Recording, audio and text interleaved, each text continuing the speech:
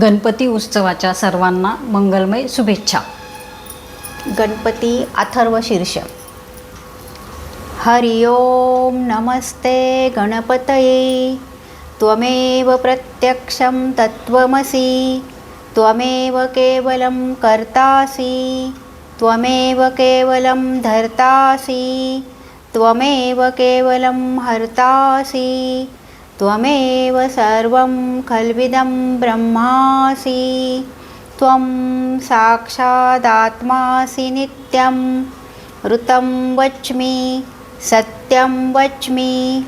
अवत्वं माम् अववक्तारम् अवश्रोतारम् अवदातारम् अवधातारम् अवानुचानमवशिष्यम् अवपश्चात्तात् अवपुरस्तात् अवोत्तरात्तात् अवदक्षिणात्तात् अवचोर्ध्वात्तात् अवधरात्तात् सर्वतो मां पाहि पाहि समन्तात्.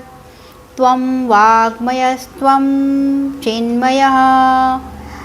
त्वं आनन्दमयस्त्वं ब्रह्ममयः. त्वं सच्चिदानन्दाद्वितीयोऽसि. त्वं प्रत्यक्षं ब्रह्मासि. त्वं ज्ञानमयो विज्ञानमयोऽसि. सर्वजगदिदं त्वत्तो जायते. सर्वजगदिदं त्वत्तस्तिष्ठति. सर्वजगदिदं त्वयि लयमेष्यति. सर्वजगदिदं त्वयि प्रत्येति. त्वं भूमिरापो नलो निलो नभः. त्वं चत्वारि वाक्पदानि.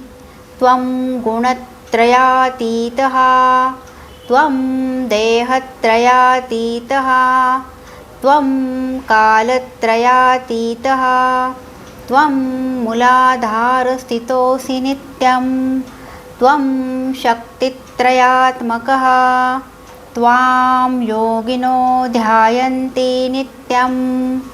त्वं ब्रह्मा त्वं विष्णुस्त्वं रुद्रस्त्वम् इन्द्रस्त्वम् अग्निस्त्वं वायुस्त्वं सूर्यस्त्वं चन्द्रमास्त्वं ब्रह्मभूर्भुवस्वरो.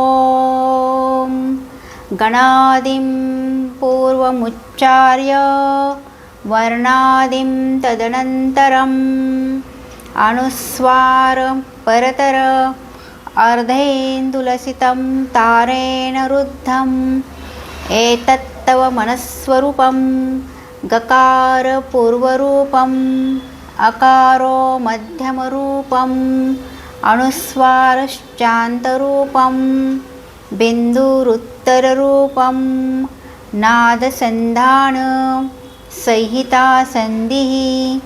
सैषा गणेशविद्या गणकऋषि निद्रुतगायत्री छन्दः. गणपतिर्देवता. ॐ गं गणपतये नमः. ॐ एकदन्ताय विद्महे वक्रतुण्डाय धीमहि तन्नो दन्ती प्रचोदयात्. एकदन्तं चतुर्हस्तं पाशमङ्कुशधारिणं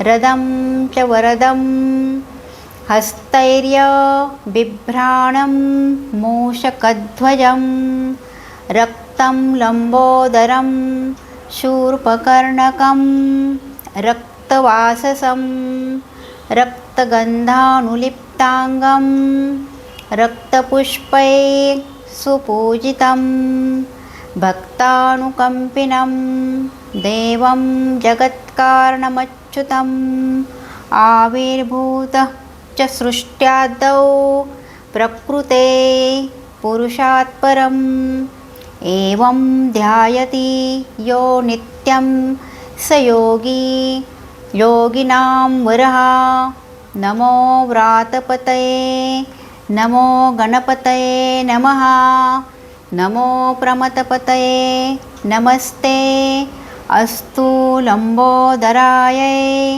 एकदन्ताय विघ्ननाशिने शिवसुताय मूर्तये नमो नमः। ओम शांति शांति शांति।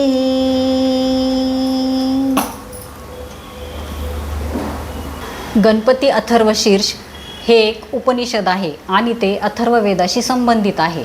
यामध्ये गणेश विद्या सांगितलेली आहे. थर्व म्हणजे चंचल आणि अथर्व म्हणजे स्थिर, शीर्ष म्हणजे मस्तक. गणपती अथर्व शीर्षाच्या पठणामुळे बुद्धीला स्थिरता येते. गणपती म्हणजे परब्रह्म, संपूर्ण विश्वाचा आधार असून तो ज्ञान आणि विज्ञानमय आहे. शिवांच्या गणांचा अधिपती असलेल्या गणपतीला यामध्ये नमस्कार केलेला आहे. गणपती अथर्व शीर्ष म्हणताना उच्चार स्पष्ट असावेत. उच्चार स्पष्ट येण्यासाठी संथ गतीने आणि एका लयीत म्हणावे. गणपती बाप्पा मोरया, मंगलमूर्ती मोरया.